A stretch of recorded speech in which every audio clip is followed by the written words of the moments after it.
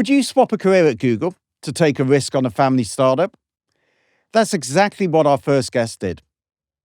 Alicia Kharod, co-founder of Wild Chai, a boutique tea company, worked as a project manager for tech giants Google and Microsoft before teaming up with her sister to develop a new range of tea blends.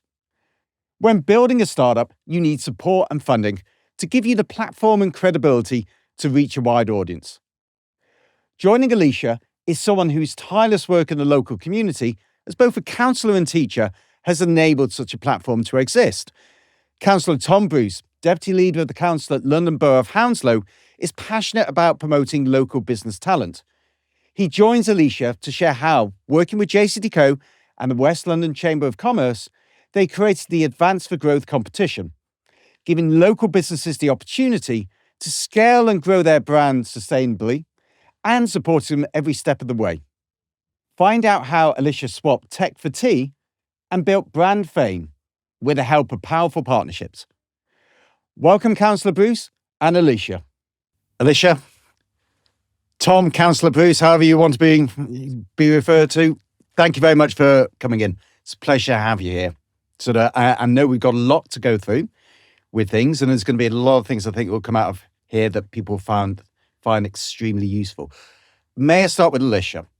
Just if you could give us a bit of a background about yourself, of where you came from in terms of your career, and then also as well just talk a bit about Wild Chai as well, and the thought process for that, how it came about, and what you were thinking. Yeah, of course. Well, thank you so much for having me on the podcast today.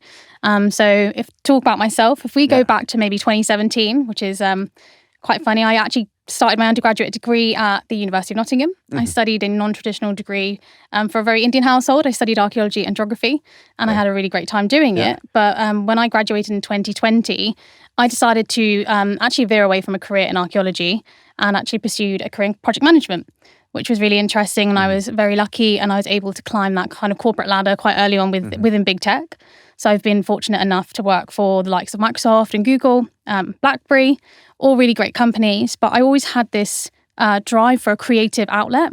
And one of those things was starting up my own business. But I wanted to make sure what I started up with someone such as my sister was to be impactful and to actually make a difference and solve a problem. And one of the problems that we saw within the South Asian community was that a lot of people were having diabetes because of their lifestyle choices. And within the community itself in Hounslow, we have quite a large South Asian community. And chai is a very popular beverage drunk. So, for example, there's a statistic that shows in terms of non-alcoholic drinks, chai is the second most drunk beverage in the world. But it's crazy to think that in the Western world, we pack that with a lot of sugar.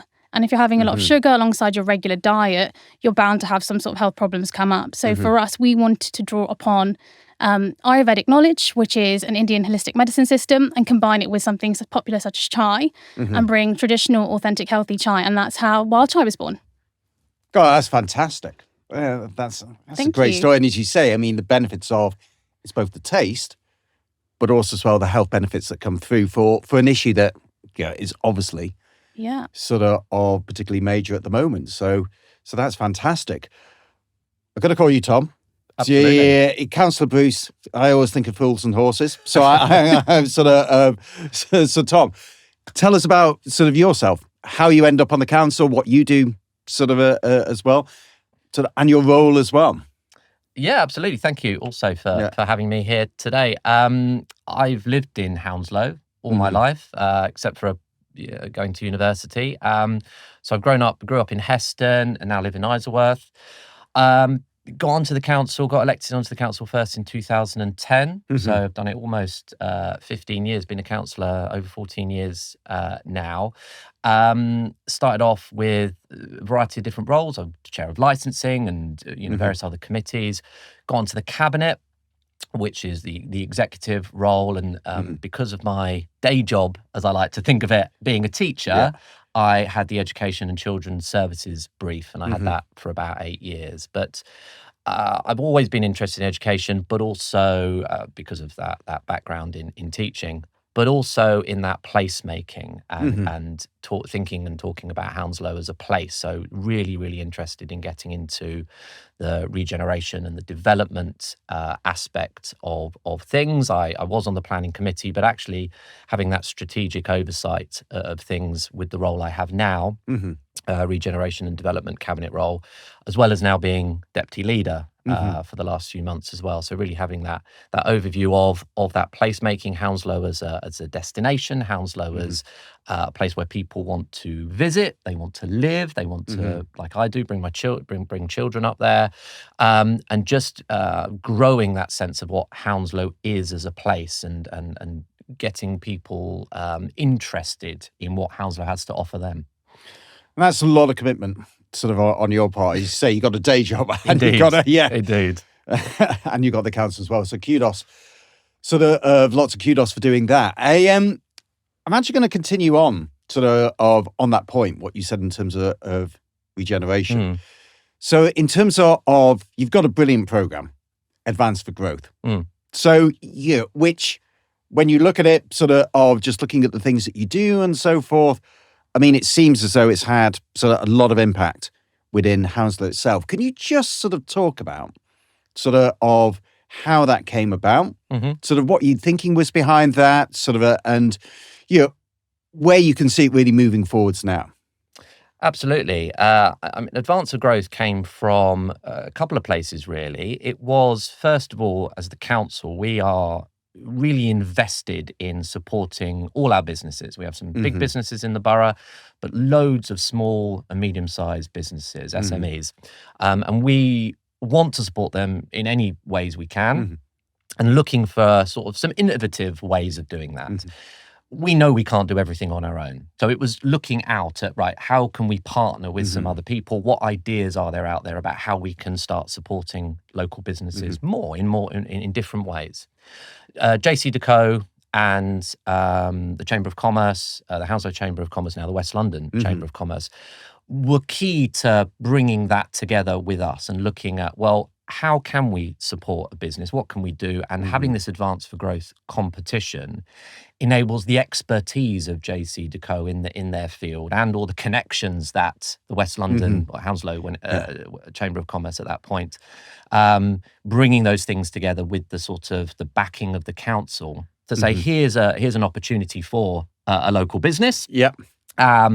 Getting people involved in that, having a bit of a competition, and out of that competition comes a number of things that the winner gets, and Alicia can talk about that in more detail, what they get from that. But for us, it raises that profile of what being a business can be in Hounslow, and hopefully it encourages people to stay in the borough, but it encourages new businesses to want to come there as well, because there are these opportunities. So it's that want to grow, support the growth of businesses. But we know we can't do that alone, and we know we need partners to do that. And in this case, JCDecaux and West London Chamber of Commerce have been absolutely instrumental in bringing all of that together. Oh, that's brilliant. And I assume you've already seen a impact of that, in terms of your own SMEs within Hounslow. Yeah, absolutely. I mean, it's just from the fact that people talk about it, and it's something that means that people are talking about business in Hounslow, talking about staying in Hounslow, saying that Hounslow is a place to be, and they tell their friends. So they tell me, they tell their friends, and it's something that, if people are set up somewhere else, but maybe they're thinking of a move, Hounslow might be at the forefront of their mind. Of where they want to go. Yeah. Exactly right. No. That makes perfect sense. And Alicia, you've been a winner. Yeah. of the competition. So, as Tom was saying, you're in a prime position to talk about the benefits, what it meant for you. Yeah. And how it helped things. So. Yeah, sure. I mean, so winning the Advance for Growth Award was incredible, to be honest. And just to break down kind of what we've won is that with Hounslow Council, we've been given a mentorship program, which is really incredible. So we're working with a really great lady who's helping us with our business model and all of these interesting things that I think we wouldn't have access to necessarily as a very, very small business. And then there's also been the membership with West London Chambers of Commerce, which is great, allows you the opportunity to network with other people. But one of the biggest things is actually with JCDecaux is the out-of-home advertising billboards that we've been given. And that has just been completely invaluable because honestly, the amount of reach that we've been able to have, for example, we've had like 8 million impressions on our billboards. It's just crazy. These aren't opportunities that we even thought as a small business we could ever consider. And to be able to have that platform and the ability to show our brand story and create what we kind of call this idea of like brand fame within Hounslow is just it's really incredible. We've met lots of people have really resonated with our business and our story. And that's all thanks to Hounslow Council and the powerful partnerships that they've basically done with West London Chambers of Commerce and JCDecaux. So yeah, for us, it's just been a great journey and it's shown a lot more people our business. And it's also made people really interested in Hounslow, especially as a place to open up a business, a place to, actually move to. And it's also shown people that, the local councils are really interested in local businesses and supporting them.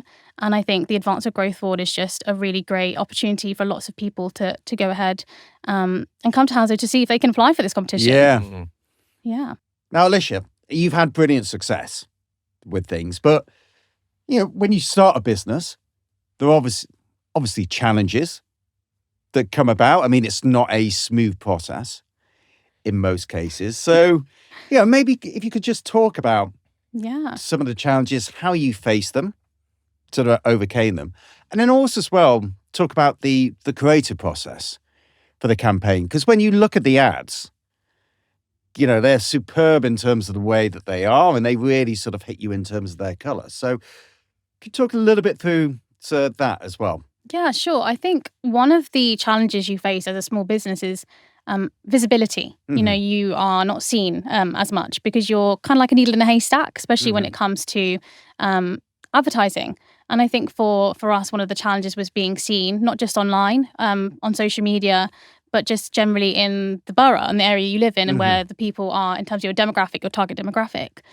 So the campaign was really great for that. And that's how that helped kind of solve that issue for us. And I think when you tie that in with the way we kind of did the creatives is that we're a very bold brand. We're called Wild Chai. We utilise colours that are very bright, bold, such as pink, yellow and blue. And those are all kind of like Rajasthani, Jaipur colours, the really bold and vibrant side of India that we wanted to convey. And I think that translated really well onto those billboards because people kind of felt that story, kind of felt those colours and the vibrancy that we're bringing to Hounslow. So that idea of like bringing India to Hounslow was really great.